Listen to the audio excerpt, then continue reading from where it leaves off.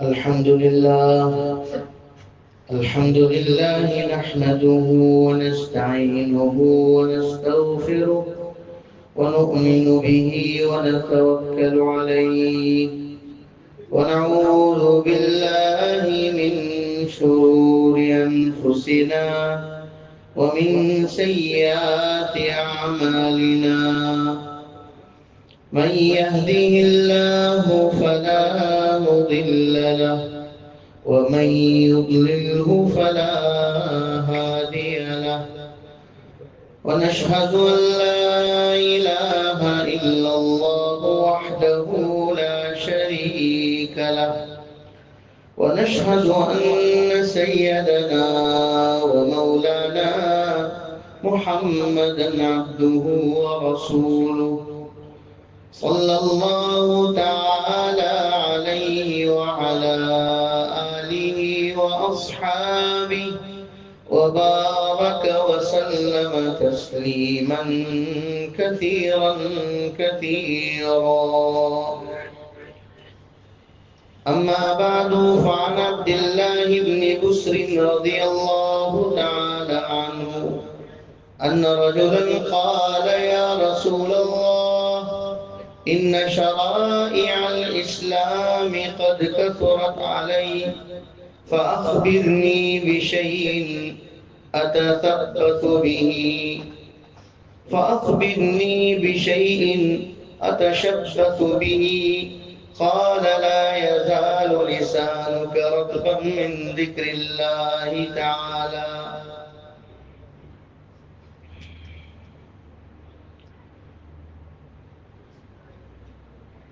قرآن اور حدیث میں اللہ تبارک و تعالیٰ کو یاد کرنے سے متعلق بہت ساری باتیں ذکر کی گئی ہیں. بے شمار قرآن کی آیات میں اور رسول کریم صلی اللہ تعالیٰ علیہ وسلم کے ارشادات میں اللہ کو یاد کرنے کا تذکرہ بہت زیادہ کیا گیا ہے. اللہ کو یاد کرو، اللہ کو یاد کرو، اللہ کو یاد کرو. باری تعالیٰ فرماتے ہیں یا ایھا الذین آمنوا اذکروا اللہ ذکرا کثیرا. اے ایمان والو اللہ تعالیٰ کو بہت زیادہ یاد کرو. ایک جگہ فرمایا فاذکروا اللہ قیاما وقعودا وعلی جنوبہم. اللہ تعالیٰ کو بہت یاد کرو، کھڑے کھڑے یاد کرو، بیٹھے بیٹھے یاد کرو، لیٹے لیٹے یاد کرو.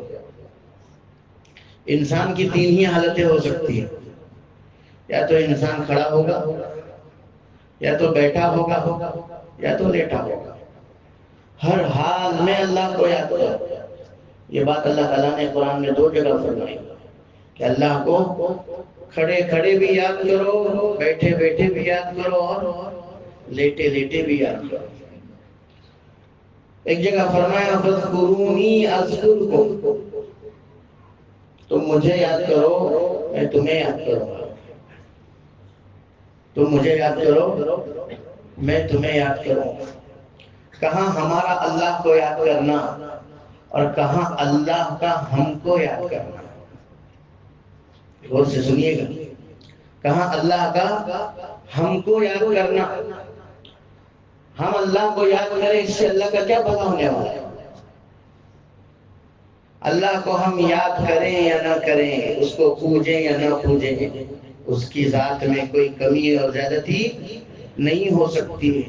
لیکن وہ ہم کو یاد کرے، اس سے تو کام بن جائے گا. فاذکرونی اذکرکم. حدیث مبارک میں ہے، حضرت ابو ہریرہ رضی اللہ تعالیٰ عنہ فرماتے ہیں باری تعالیٰ نبی کریم صلی اللہ تعالیٰ علیہ وسلم نے ارشاد فرمایا، اللہ کہتا ہے انا عند ظن عبدی بی، میں اپنے بندے کے گمان کے پاس ہوتا ہوں. میرا بندہ جو سوچتا ہے میں اس کے پاس ہوتا ہوں، اس کی سوچ کے پاس ہوتا ہوں، اس کی فکر کے پاس ہوتا ہوں، اس کے گمان کے پاس ہوتا ہوں۔ انا عند ظن عبدی بی وانا معه حيث يذكرني، اور میں بندے کے ساتھ وہاں ہوتا ہوں جہاں وہ مجھے یاد کرتا ہے۔ فَإِن ذَكَرَنِي فِي نَفْسِهِ ذَكَرْتُهُ فِي نَفْسِي، اگر بندہ مجھ کو اپنے دل میں یاد کرتا ہے تو میں بھی اس کو اپنے دل میں یاد کرتا ہوں۔ کیا مقام ہے بندے کا! اگر بندہ اپنے دل میں رب تعالیٰ کو یاد کرتا ہے تو اللہ تعالیٰ اس کو بھی اپنے دل میں یاد کرتا ہے۔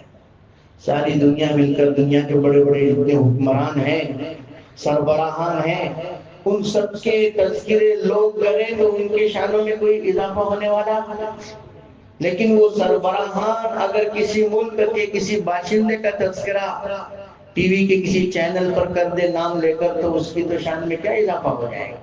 وہ تو بولے گا کہ فلاں بادشاہ نے میرا نام لیا ہے۔ اللہ تبارک و تعالیٰ کو اگر ہم یاد کرتے ہیں تو اس کی شان میں تو کوئی اضافہ نہیں ہوگا، لیکن جب ہم اس کو یاد کرتے ہیں تو وہ ہم کو یاد کرتا ہے۔ اور یہ بھی دل میں یاد کرنا کہ اللہ فرما رہا ہے کہ بندہ جب مجھ کو اپنے دل میں یاد کرتا ہے میں بھی اس کو اپنے دل میں یاد کرتا ہوں۔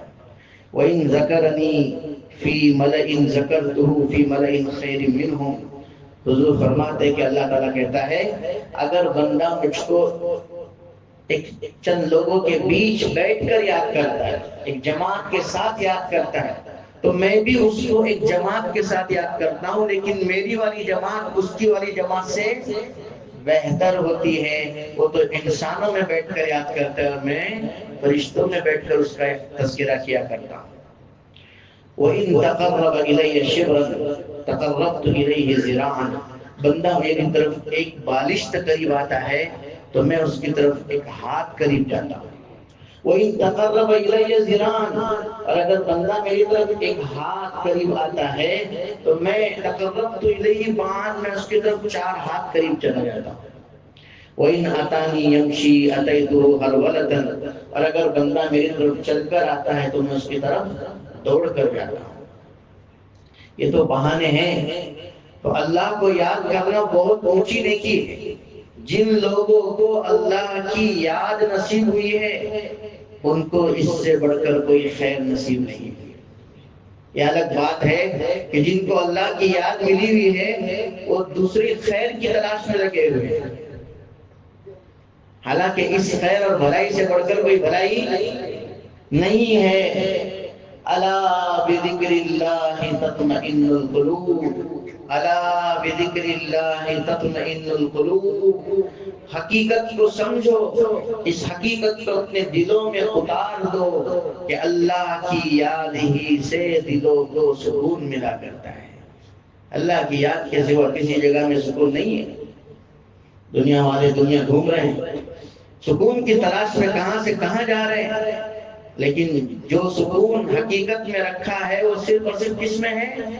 اللہ کی یاد میں ہے۔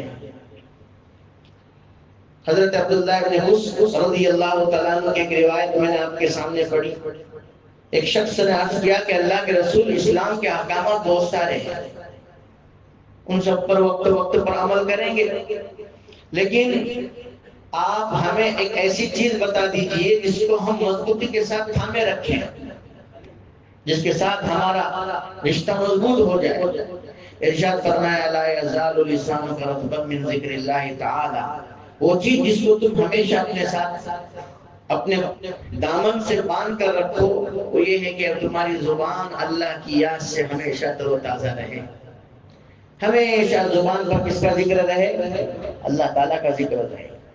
تو اللہ تعالیٰ کو یاد کرنا یہ بہت بڑی اونچی نیکی ہے۔ یاد ہی سے تو مسئلے حل ہوا کرتے ہیں۔ جس کو ہم یاد کرتے ہیں اس کا ہمیشہ ہمارے دل و دماغ پر ایک تصور، اس کا ایک دھیان رہتا ہے۔ اللہ تعالیٰ کو یاد کرنے کا کیا فائدہ ہے؟ کیا اللہ کو یاد کرنے سے اللہ کی شان میں کوئی اضافہ ہونے والا ہے؟ میں ہمیشہ ایک روایت سنایا کرتا ہوں مسلم شریف کہ اللہ تبارک و تعالیٰ ارشاد فرماتا ہے کہ میرے بندو، اگر تمہارے اگلے اور پچھلے تمہارے انسان اور جنات سب کے سب مل کر تم میں کے سب سے زیادہ متقی آدمی کی طرح ہو جائیں تو اللہ تعالیٰ کہتا ہے کہ میرے ملک میں اور میری شان میں کسی چیز کا اضافہ نہیں ہونے والا ہے۔ تمہارے تقوی سے مجھے کیا ملنے والا ہے؟ تم میں سے سب لوگ محمد رسول اللہ جیسے متقی بن جائیں، میری شان میں کوئی اضافہ نہیں ہو سکتا۔ اور اے میرے بندو، اگر تمہارے اگلے اور پچھلے، تمہارے انسان اور جنات سب کے سب مل کر تم میں کے سب سے زیادہ فاجر اور بدبخت کی طرح ہو جائیں، یعنی شیطان بن جائیں، تو میرے ملک میں کسی چیز کی کمی بھی نہیں آنے والی۔ حضرت مولانا مفتی محمد تقی عثمانی دامت برکاتہم نے ایک جگہ لکھا ہے،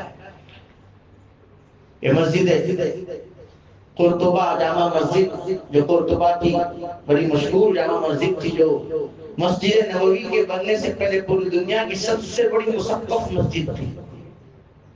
فرماتے کہ اس جگہ پر جب وہ تشریف لے گئے تھے تو وہاں آج غیروں کا تسلط، نصرانیوں کے قبضے میں وہ مسجد ہے، چنانچہ جب وہاں گئے تو وہاں سجدہ کرنے کے لیے اس زمانے میں جس وقت وہ گئے تھے اجازت تھی 2 رکعت پڑھنے کے لیے، لیکن ہمارے شیخ حضرت مولانا مفتی محمد صاحب خانقاہ دامت برکاتہم جب تشریف لگے تو 2 رکعت پڑھنے کی بھی اجازت ہے۔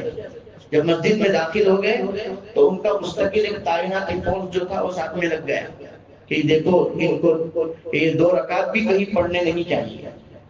تو مولانا مفتی محمد تقی عثمانی فرماتے ہیں اس جامع مسجد میں جب میں نے 2 رکعت نماز ادا کی تھی تو سجدے میں جانے کے بعد یہ تصور دل میں آیا کہ ایک وقت یہ تھا کہ یہاں صدیوں تک مسلمانوں نے ایک ہی وقت میں ہزاروں سجدے اس مسجد میں اللہ کے سامنے جھکا کرتے تھے۔ ایک وقت میں کتنے سجدے پیشانیاں جھکا کرتی تھی؟ ہزاروں پیشانیاں سجدے میں جھکا کرتی تھی۔ اس زمانے میں بھی اللہ اللہ تھا، اور آج اس مسجد میں کوئی سر ٹیکنے والا نہیں ہے، آج بھی اللہ اللہ ہے۔ آج ہم دیکھ رہے ہیں حالات اتنے نازک ہوئے ہیں کہ مسجد اقصی میں آج نہ اعتکاف ہوا ہے، نہ تراویح ہوئی ہے، شروع میں ہوئی اس کے بعد تراویح بند ہو گئی۔ اللہ کا وہ مقدس گھر جس گھر کا مقام سارے گھروں میں تیسرے نمبر پر ہے، پہلا تو مسجد حرام بیت اللہ کا، دوسرا مقام مسجد نبوی کا، اور تیسرا مقام مسجد اقصی کا۔ مسجد اقصی میں نہ نمازیں ہونے دی جا رہی، نہ تراویح ہونے دی جا رہی ہے، نہ اعتکاف ہونے دیا گیا، پوری طرح روک دیا گیا ہے۔ اللہ ہے کہ نہیں ہے؟ اللہ ہے۔ اللہ کے سامنے سر ٹیکا جائے تب بھی اللہ ہے، اور اللہ کے سامنے سر نہ ٹیکا جائے تب بھی اللہ ہے۔ یہ نغمہ فصل گلو لالا کا نہیں پابند، یہ نغمہ فصل گلو لالا کا نہیں پابند، بہار ہو کے خزاں لا الہ الا اللہ۔ اللہ کی ذات تو ہر وقت کیا ہے؟ موجود ہے۔ اللہ کو یاد کرنے سے اللہ کی شان میں کوئی اضافہ نہیں ہوگا، اللہ کو بھول جانے سے اللہ کی شان میں کوئی کمی بھی نہیں آنے والی۔ پھر فائدہ کیا ہے؟ فائدہ ہمارا آپ کا ہے۔ فائدہ کس کا ہے؟ ہمارا آپ کا ہے کہ ہم اللہ کو یاد کریں گے تو یاد سے اللہ کا خیال آئے گا، اور اللہ کا خیال آئے گا تو اللہ کی بات پوری کرنے، اس کے حکم پر عمل کرنے کا جذبہ پیدا ہوگا، اس کی نافرمانی سے بچنے کا ہم سب کے اندر داعیہ پیدا ہوگا، اور اس کی تو ضرورت ہے، اسی کا نام تقویٰ ہے۔ اللہ کے حکموں کو پورا کرنا، اس کا نام کیا ہے؟ تقویٰ ہے۔ اللہ کی نافرمانیوں سے بچنا، اس کا نام کیا ہے؟ تقویٰ ہے۔ اور یہ اسی وقت ہو سکتا ہے جبکہ ہمارے آپ کے دل و دماغ میں اس کا تصور ہو، اس کا خیال ہو۔ جس کا تصور اور خیال ہمارے دل میں ہوتا ہے ہم اس کی بات کی نافرمانی کرتے ہیں۔ جس کی یاد ہوتی ہے، اس نے ہمیں کوئی بات تاکید کی ہے کہ فلاں کام کرنا ہے، تو ہم کو برابر یاد رہتا ہے کہ ایسا کرنے کو کہا گیا، کسی چیز سے منع کرنے کہا ہے تو اس کا ہم برابر خیال کرتے ہیں۔ ایسے ہی جب اللہ کی یاد دل میں بس جائے گی تو اس کے حکموں پر چلنا ہم سب کے لیے آسان ہو جائے گا، اس کی منع کی ہوئی چیزوں سے بچنا ہم سب کے لیے آسان ہو جائے گا۔ تو اللہ کی یاد سے جو ہے، جب اللہ کی یاد آتی ہے تو آدمی اکیلے میں بھی اللہ کو ہی یاد کرتا ہے، اور وہاں پر بھی نافرمانی نہیں کرتا۔ حضرت عبداللہ ابن عمر رضی اللہ عنہ کا واقعہ مشہور ہے کہ ایک مرتبہ جنگل سے گزر رہے تھے، ایک چرواہا بکریاں چرا رہا تھا، ایک چرواہا بکریاں چرا رہا تھا. حضرت عبداللہ ابن عمر رضی اللہ عنہ نے اس چرواہے سے کہا کہ اللہ کے بندے مجھے بھوک لگی ہے، ایک بکری کا دودھ دوہ دے اور مجھے پلا دے. اس نے کہا کہ یہ بکریاں میری نہیں ہیں، اس کا مالک کوئی اور ہے، میں اس کی اجازت نہ ہونے کی وجہ سے آپ کو اس کا دودھ نہیں پلا سکتا تھا. وہ آدمی جانتا نہیں تھا کہ سوال کرنے والا کون آدمی ہے. حضرت عبداللہ بن عمر رضی اللہ عنہ نے اس کا امتحان لینے کے لیے اس سے پوچھا اچھا ایک کام کرتے ہیں، تیرا بھی فائدہ ہو جائے گا میرا بھی فائدہ ہو جائے گا، 10 درہم میں ایک بکری مجھ کو بیچ دے، یہ 10 درہم تیرے ہو جائیں گے، اور جب تیرا آقا تجھ سے پوچھے گا، تیرا مالک تجھ سے پوچھے گا تو بتا دینا کہ یہ بکری کیا ہو چکی، اس کو بھیڑیا کھا گیا، اس بکری کو بھیڑیا کھا گیا. تو 10 درہم سے تیرا بھی فائدہ ہو جائے گا اور بکری لے کر میں بھی دودھ دو لوں گا، میری اپنی ضرورت کو پورا کر لوں گا. اس نے کہا یا ھذا فأین اللہ، یا ھذا فأین اللہ. اس نے کیا کہا؟ اے اللہ کے بندے اللہ کہاں گیا، اللہ کے بندے اللہ کہاں گیا. عبداللہ بن عمر رضی اللہ عنہ بہت بڑے محدث ہیں، حضرت عمر کے بیٹے ہیں. فرماتے ہیں یہ جملہ بڑی لذت کے ساتھ وہ کہا کرتے تھے کہ ایک جنگل میں کوئی دیکھنے والا نہیں، ایک چرواہا اللہ کی یاد سے کیا کہہ رہا ہے، یا ھذا فأین اللہ، یا ھذا فأین اللہ. اللہ کے بندے اللہ کہاں گیا، اللہ کے بندے اللہ کہاں گیا. یہ کیفیت اگر ہمارے اوپر آئے گی تو ہم نافرمانی سے بچیں گے کہ نہیں بچیں گے. اسی کے لیے اللہ کی یاد کو کثرت سے کرنا ہے. اللہ نے ہم سب کو موقع دیا، ہم نے شروع رمضان سے لے کر اللہ کی یاد جم کر کرنے کی کوشش کی، ہم سے جو ہو سکا ہم نے ذکر کیا، تلاوت کی، نمازیں پڑھی، نفلیں پڑھی، قرآن پڑھا، قرآن سنا، جو کچھ بھی ہم نے کیا. اول تو اللہ تعالیٰ کے حضور ہم سب کو اس کی درخواست کرنی ہے کہ اللہ جیسا تجھے یاد کرنا چاہیے تھا ہم ویسا یاد نہ کر سکے، جیسی تیری معرفت حاصل کرنی چاہیے تھی ویسی معرفت نہ کر سکے. وما عبدناک حق عبادتک وما عرفناک حق معرفتک، تیری جیسی عبادت کرنی چاہیے تھی نہ کر سکے، تجھے جیسا پہچاننا چاہیے تھا نہیں پہچان سکے.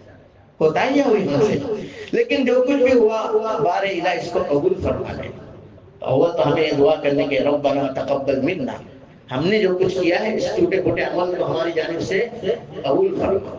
دوسرے اس جو سعادت مجھے اور آپ کو اللہ تعالیٰ نے اس کو یاد کرنے کی عطا فرمائی، اس کو باقی رکھنے کی مجھے اور آپ کو کوشش کرنی. اگر رمضان کے مبارک مہینے میں اللہ نے ہم کو یاد کرنے کا موقع دیا ہے تو اس کو ہم کیا کریں گے، بعد میں کنٹینیو کریں گے، اللہ کو یاد رکھیں گے. اللہ کو جیسے ابھی ذکر کیا، جگہوں کے اعتبار سے جن جگہوں پر سجدے کیے جا رہے ہیں وہ بھی اللہ ہی کے قبضے میں، وہاں بھی اللہ موجود ہے، اور جہاں سجدے نہیں کیے جا رہے وہاں پر بھی اللہ. اسی طرح انسانوں میں جو انسان اللہ کو یاد کریں گے ان کے لیے بھی اللہ موجود ہے، اور جو نہیں یاد کریں گے ان کے لیے بھی. ومن اعرض عن ذکری فإن له معیشة ضنکا، قرآن کہتا ہے جو میری یاد سے اعراض کرتا ہے میں اس کی زندگی تنگ کر دیتا ہوں. ہم لوگ پریشان ہو جاتے ہیں بہت سی مرتبہ کہ ہماری پرابلم آ رہے. میں رمضان میں تو اللہ کو بہت یاد کیے، رمضان جیسے ہو گیا عید کے دن سے ہی ہم نے اللہ کو کیا کر دیا، چھوڑ دیا. پرابلم شروع ہوں گے کہ نہیں ہوں گے؟ جو مجھے یاد کرے گا اس کو میں آباد رکھوں گا، اور جو مجھے یاد نہ کرے میں اس کی زندگی تنگیوں میں ڈال دوں گا. اللہ ہم سب کی حفاظت فرمائے. تو ہمیں اللہ کو جیسے ہم نے رمضان میں یاد کرنے کی کوشش کی ہے ایسے ہی رمضان کے بعد بھی اللہ تعالیٰ کو کنٹینیو یاد رکھیں گے. بھائی دیکھیے جتنے اللہ تعالیٰ نے اعمال کرنے کی توفیق دی ہے، قرآن پڑھنا فرض تو نہیں تھا رمضان میں، ذکر کرنا فرض تو نہیں تھا رمضان میں، تسبیحات پڑھنا فرض تو نہیں تھا، نفلیں اور تراویح پڑھنا فرض تو نہیں تھا. اور نماز اپنی جگہ پر فرض تھی لیکن بقیہ اعمال کرنا فرض نہیں تھا. باوجود فرض نہ ہونے کے بھی ہم نے ان اعمال کو اللہ کی توفیق اور اس کی مہربانی سے کیا ہے. لیکن رمضان ختم ہونے کے بعد نمازیں جو فرض تھی وہ اپنی جگہ پر کیا ہیں، فرض کے فرض ہی ہیں. نمازیں رمضان ختم ہونے کے بعد فرض کے فرض ہی ہیں. ایک آدمی نے پورا رمضان خوب تلاوت کی، خوب ذکر کیا، اور رمضان ختم ہوتے ہی اس نے ظہر چھوڑ دی. عید کے دن ظہر نہیں پڑھا، عید کے دن عصر نہیں پڑھا، عید کے دن مغرب نہیں پڑھا، عشاء نہیں پڑھا. کیا کہا جائے گا؟ کیا اس کے رمضان کے اعمال قبول ہوئے یا نہیں ہوئے؟ حضرات سلف صالحین نے لکھا ہے کہ رمضان کے اعمال کے قبول ہونے کی نشانی یہ ہے کہ آدمی ان اعمال کو بعد میں بھی کیا کرے، کنٹینیو رکھے۔ اور اگر جو آدمی رمضان پورا ہونے کے بعد رمضان کے بعد اللہ کو بھول جاتا ہے، اس نے اعمال چھوڑ دیے، ترک کر دیے، تو پھر اس کے بارے میں یہ کہا جائے گا کہ اس کے رمضان کے اعمال خدا کے دربار میں قبول نہیں ہوئے جبھی تو اللہ کو کنٹینیو یاد نہیں رکھ پا رہا ہے۔ تو محبت باقی رہتی ہے نا، محبت کرتے ہیں ہم کسی سے تو باقی رہتی ہے، ختم ہوتی ہے، ختم کرنے کے لیے نہیں کی جاتی۔ جو ختم کرتا ہے وہ بے وفا ہوا کرتا ہے، جو محبت کو ختم کرتا ہے وہ دنیا داری میں بے وفا کہلاتا ہے۔ تو ایسی اللہ سے اگر محبت کو ترک کر دیں گے، اس کو یاد کرنا چھوڑ دیں گے، تو ہم اس کے لیے کیا کہلائیں گے؟ بے وفا کہلائیں گے۔ اور اس لیے ہمیں آپ کو کوشش کرنی ہے کہ ہم نمازوں کا کیا کریں گے؟ بولیے اہتمام کریں گے، پابندی کریں گے کہ نہیں کریں گے؟ انشاءاللہ کون کرے گا؟ اللہ ہم سب کو اس کی توفیق عطا فرمائے۔ ظہر بالکل نہیں چھوڑیں گے، عید کے دن کی عصر بالکل نہیں چھوڑیں گے، مغرب عشاء بالکل نہیں چھوڑیں گے، چاہے ہماری جان جائے لیکن نماز نہیں چھوڑیں گے، کریں گے نا انشاءاللہ۔ اللہ مجھے اور آپ کو سب کو توفیق عطا فرمائے۔ دوسری بات یہ ہے کہ آج عید کی رات ہے، کل انشاءاللہ عید سب جگہ ہونے والی ہے۔ عید کا نام ہے خوشی، عید کا نام کیا ہے؟ خوشی ہے۔ یہ جو خوشی اللہ تعالیٰ نے ہمیں آپ کو عطا فرمائی ہے، اللہ کے حکم کے مطابق پوری کرنی ہے۔ عام طور پر جب خوشی آتی ہے تو خوشیوں کو انسان یہ سمجھتا ہے کہ خوشی کیسے بھی کر سکتے ہیں۔ جیسے غیروں کے یہاں تصور یہ ہے کہ جب خوشی اور تہوار آتے ہیں تو وہ خوشیوں کو کسی بھی طرح سے کر لیتے ہیں، اپنی خوشیوں میں ناچتے بھی ہیں، گاتے بھی ہیں، اپنی خوشیوں میں شرابیں بھی پیتے ہیں، اور مختلف قسم کے جو ہے شوق پورے کر لیتے ہیں۔ تو مسلمان ایسا نہیں ہوتا، مسلمان کی خوشی بھی اللہ کے تابع ہوتی ہے، اس کے مرضی کے تابع ہوتی ہے، اور مسلمان کا غم بھی اللہ کے مرضی کے تابع ہوتا ہے۔ جیسا اللہ خوشی منانے کہتا ہے ویسا مسلمان خوشی منایا کرتا ہے، جیسے اللہ غم منانے کہتا ہے ویسے ہی مسلمان غم منایا کرتا ہے، اللہ کے حکم سے آگے بڑھتا نہیں ہے۔ لہذا ہمیں اس بات کا خیال رکھنا ہے کہ ہماری جو عید ہے وہ اللہ کی مرضی کے تابع رہنا چاہیے، اللہ کی مرضی کے تابع رہنا چاہیے۔ ایسا نہ ہو جائے کہ ہم نمازیں چھوڑ دیں، ایسا نہ ہو جائے کہ ہم ناچ گانوں میں لگ جائیں۔ بہت سارے لوگ بڑے اہتمام سے رمضان میں ٹی وی پر بھی پردہ ڈال دیتے ہیں، ساری چیزیں بند کر کے رکھتے ہیں، جیسے ہی عید ہو جاتی ہے زوردار گانے اور قوالیاں شروع ہو جاتی ہیں، ایسا معلوم ہوتا ہے جیسے آج سے سب حلال ہو گئے ہیں۔ جی تو یہ حلال نہیں ہوتا ہے۔ جو چیز رمضان میں ہم نے بند کی ہے، رمضان کے بعد اس کو کیا رکھنا ہے؟ بند کر دینا ہے، نافرمانی سے اپنے آپ کو بچانا ہے۔ اگر ہم گھومنے جا رہے ہیں کسی جگہ پر، بہت سارے لوگ ہم لوگ گھومنے جاتے ہیں، خوشیاں منانے جاتے ہیں، وہاں پر بھی جانے کے بعد اگر ہماری نماز چھوٹ رہی تو یہ گھومنا وبال ہے، اگر نماز قضا ہو رہی ہے تو یہ گھومنا ہمارے سر پر وبال ہے۔ اگر گھومنے جا رہے ہیں تو اس ترتیب سے جانا چاہیے کہ ہمیں سے کسی کی نماز اور جماعت چھوٹنی نہیں چاہیے، تب جا کر کے خوشیاں ہمارے لیے حقیقت میں جو ہے خوشی کہلائے گی، ورنہ تو یہ ہمارے سروں پر وبال بن جائے گا۔ تو خوشیاں اس طرح منائیں جس سے اللہ تعالیٰ ہم سے راضی ہو جائے۔ عید کے دن ماشاءاللہ جو عید کے اعمال ہیں سب لوگ کرتے ہی ہیں، نہاتے دھوتے ہیں، خوشبو لگاتے ہیں، کپڑے پہنتے ہیں، عید میں آتے ہیں، یہ تو کرتے ہی ہیں۔ ایک سنت جو عام طور پر ہمارے آپ سے چھوٹتی ہے اور ایک غالب طور پر اس کا غلبہ ہے کہ اکثر لوگ اس پر عمل نہیں کرتے ہیں، وہ یہ ہے کہ عید کے دن، جب عید الفطر سے متعلق بات ہے اس سے کہہ رہا ہوں کہ عید الاضحیٰ میں بھی اس کا حکم الگ ہے، لیکن عید الفطر میں خاص طور پر یہ ہے کہ عید کا چاند نظر آنے سے، یعنی آج جب مغرب شروع ہو جائے گی تب سے لے کر عید کی نماز کے لیے امام جب اس پر مصلی پر آتے ہیں اس وقت تک تکبیرات کا پڑھنا مسنون ہے۔ تکبیرات کا پڑھنا کیا ہے؟ مسنون ہے۔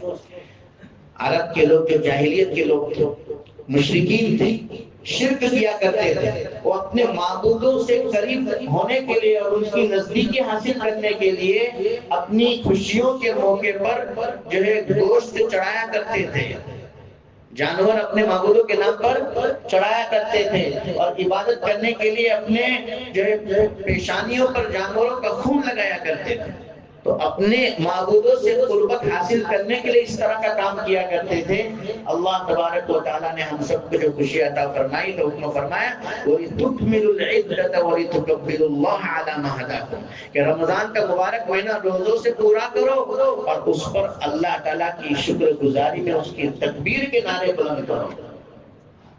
سمجھ میں آیا کہ نہیں؟ لیکن ہوتا کیا ہے، جیسے آج چاند نظر آئے گا ہم لوگ سب بازار میں چلے جائیں گے، پوری رات بازار میں راؤنڈ لگاتے رہیں گے، اللہ کو کب یاد کریں گے؟ اللہ کی کبریائی کے نعرے لگانے ہیں۔ حضرت امام شافعی رحمۃ اللہ علیہ فرماتے ہیں میں یہ پسند کرتا ہوں کہ اللہ کی تکبیر کے یہ نعرے اجتماعی طور پر بھی بلند کیے جائیں اور انفرادی طور پر بھی۔ جو تنہا ہے اس نے اللہ اکبر لا الہ الا اللہ واللہ اکبر وللہ الحمد تنہا بھی پڑھتے رہنا ہے۔ جو جماعت کے ساتھ ہے اس نے جماعت کے ساتھ اس کا اہتمام کرنا ہے، مسجد میں، گھروں میں، بازاروں میں، بازاروں سے گزرتے گزرتے بھی اللہ اکبر اللہ اکبر اللہ اکبر۔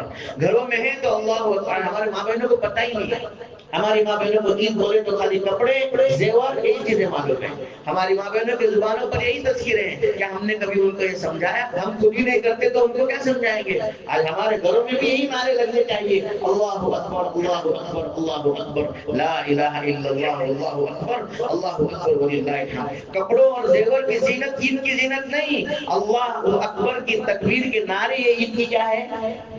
زینت ہے۔ اس لیے ہم زیادہ سے زیادہ وقت کس میں لگائیں گے؟ بولیے تکبیرات میں لگائیں گے نا انشاءاللہ۔ اپنے گھروں میں بھی رہتے ہیں، بازار میں ہیں، دکانوں میں ہیں، شاپ پر ہیں، چل رہے ہیں، پھر رہے ہیں، اللہ اکبر اللہ اکبر اللہ اکبر لا الہ الا اللہ واللہ اکبر اللہ اکبر وللہ الحمد، جس میں صاف اعلان ہے کہ ہم صرف ایک اللہ کو سب سے بڑا رب جانتے ہیں، اسی کی عبادت کرتے ہیں۔ عبادت کرنے میں کسی جانور کی ہم کو ضرورت نہیں، کسی چڑھاوے کی ہم کو ضرورت نہیں، کسی جانور کا خون اپنے پیشانی پر لگانے کی ضرورت نہیں۔ روزے جیسی پاکیزہ عبادت ہم نے انجام دی، اب اس کی خوشی پر ہم اللہ کو اللہ اکبر کے نعرے کے ساتھ یاد کرتے ہیں، کریں گے انشاءاللہ۔ اللہ ہم سب کو اس کی توفیق عطا فرمائے۔ اسی طریقے سے تکبیرات کا اہتمام کا ایک اعلان ہوا۔ عید کی نماز کا اعلان تو 27 میں کیے تھے کہ 7:20 پر انشاءاللہ ہماری مسجد میں جماعت کھڑی ہوگی۔ عید کی نماز 7:20 پر انشاءاللہ کھڑی ہوگی۔ زیادہ سے زیادہ آپ حضرات تشریف لائیں۔ ایک ہی جماعت ہوگی۔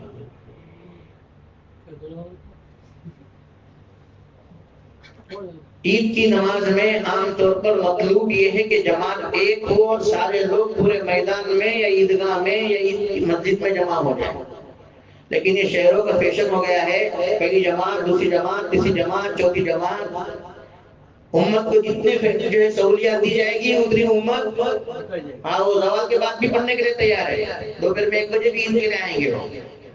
حالانکہ مطلوب یہ ہے کہ عید کی رات میں جاگا جائے، عبادت کی جائے اور صبح صبح اللہ کو یاد کیا جائے۔ آپ دیکھیے جتنی سہولت دی جائے گی اتنی امت پہلی جماعت سے چوتھی جماعت پہ چلی جائے گی۔ تو عید کی نماز میں مطلوب یہ ہے کہ کم سے کم جماعتیں کی جائیں، زیادہ سے زیادہ جماعت میں لوگ شامل ہو جائیں اور شعار اسلام کا لوگوں کے سامنے ظاہر ہو جائے، اس لیے ایک جماعت کا انعقاد ہوگا۔